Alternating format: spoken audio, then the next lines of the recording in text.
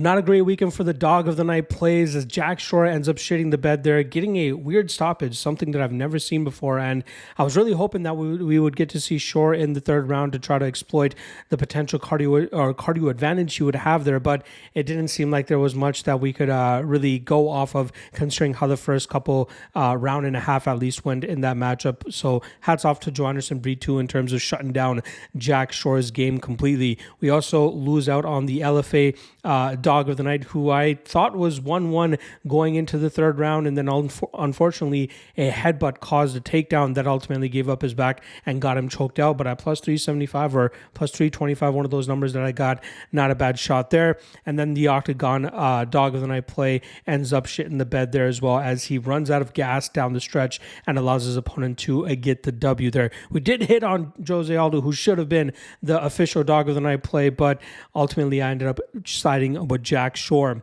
Obviously, I got another three dog of the night candidates for you guys for this weekend's UFC St. Louis card. If you want to find out which of these three I actually ended up going with, check out the Lock of the Night Patreon page in the description below. All right.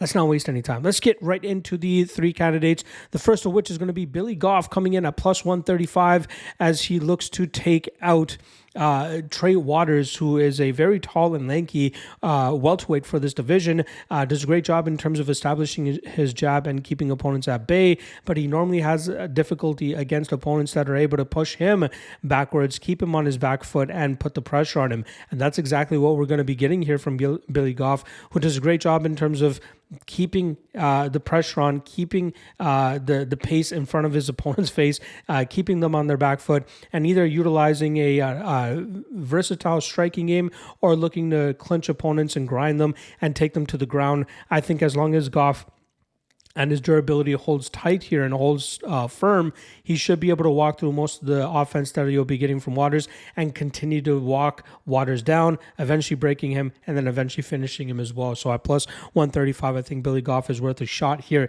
as a potential dog of the night candidate.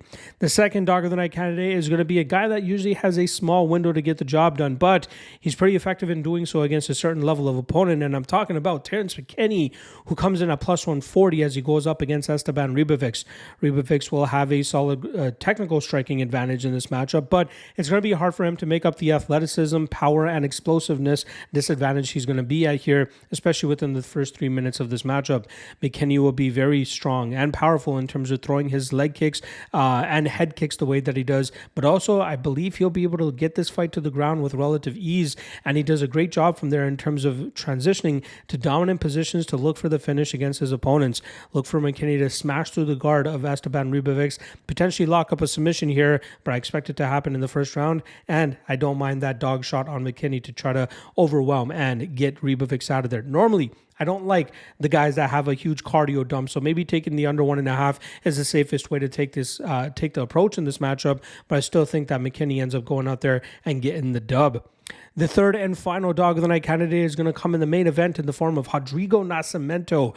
Now, it's always a scary proposition to bet and fade the Black Beast Derek Lewis. However, we know that he only has that knockout punch, and anything outside of that, he's normally going to get beaten. Nascimento is a solid all-around fighter with only one loss on his entire record, which came at the hands of Chris Daukaus, a fighter who has far faster hand speed and some underrated power, which was able to catch Nascimento. But I think that we'll see Nascimento drop a great game plan with his coaches over there at American Top Team, look to avoid the big power of Derek Lewis, eventually get this fight to the ground where he's very solid from that top position, and I think he'll eventually be able to find a submission or a TKO from that top position there against Lewis. I get it. People are going to say, Jailton Almeida couldn't get him out of there in 25 minutes. But there were plenty of other people who have been able to do so against Derek Lewis, and I think Nascimento has the chops to go out there and do that in this spot, which is why he is the final dog of the night candidate at plus 140. Again, if you want to find out which of these three I actually ended up going with, check out the Lock of the Night Patreon page. Otherwise, drop a comment below. Let me know which dogs you're feeling for this matchup, and we can talk about it next week in terms of if they came through or not. All right, that's a wrap on the content for today. I'll see you guys tomorrow for the quick picks version of the UFC St. Louis breakdown. Peace.